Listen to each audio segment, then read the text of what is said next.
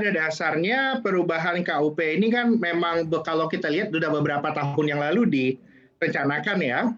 Dan kalau memang ada perubahan pajak seperti yang sedang akan terjadi itu ada rencana PPN itu dinaikkan, saya melihatnya ini sebenarnya adalah konsekuensi yang sangat logis dari policy-policy yang diambil sebelumnya oleh pemerintah.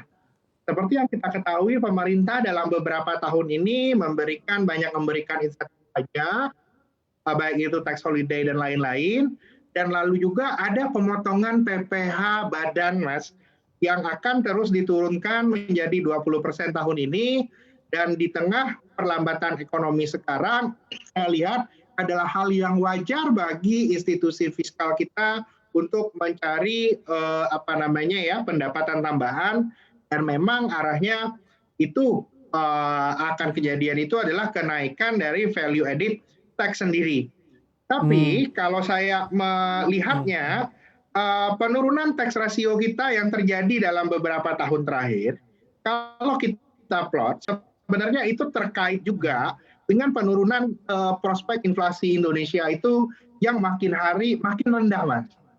Kan kalau inflasinya rendah, harga barangnya nggak naik, terus PPN-nya nggak naiknya nggak banyak juga dong.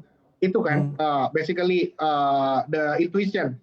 baik. Nah, kalau yang saya lihat ke depannya, saya sebenarnya menyarankan untuk ke depannya itu pemerintah memberikan policy-policy yang lebih untuk men-trigger sisi konsumsi masyarakat. Kalau sisi konsumsi masyarakat yang di-trigger, mungkin lebih pada kalau saya lebih menyarankan ada insentif untuk PTKP atau penurunan PPh bagi masyarakat kelas menengah dan kemudian inflasinya naik, konsumsinya naik, sebenarnya dari secara siklus ekonomi sendiri tax ratio tersebut akan membaik secara natural. Baik. Sedangkan pada kondisi sekarang ini yang diambil adalah karena policy yang diambil sebelumnya adalah PPh corporate, mau nggak mau pemotongan PPh corporate, mau nggak mau konsekuensi logisnya adalah VAT ini akan di adjust. Dan saya melihat sampai saat ini pasar obligasi tidak terlalu melihat ini sebagai hal yang negatif, dan justru pasar obligasi masih cenderung stable karena Baik. peningkatan pajak ini tentunya akan menyelamatkan prospek fiskal. Apa konsekuensinya? Itu nanti bisa menjadi bahan diskusi kita selanjutnya, Mas.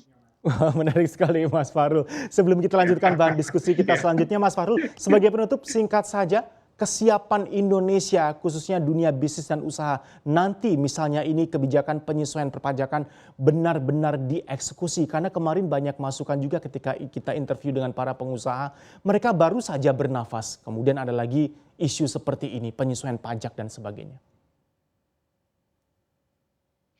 Kalau reaksi dunia usaha sendiri pada dasarnya mix ya, Mas. Kalau mereka mau lihat juga ya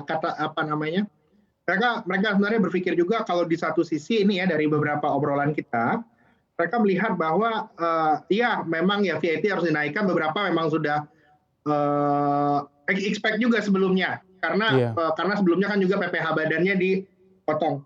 Tapi mereka benar. berharap itu dilakukannya itu lebih selektif, tidak langsung semua exemption dari VAT itu dihilangkan, karena dampaknya itu adalah pertumbuhan konsumsi masyarakat di tahun depan akan cenderung terhambat kalau memang VAT ini yang dinaikkan. Install aplikasi kami CNBC Indonesia di Google Play Store dan App Store untuk mengikuti perkembangan terkini berita bisnis dan ekonomi.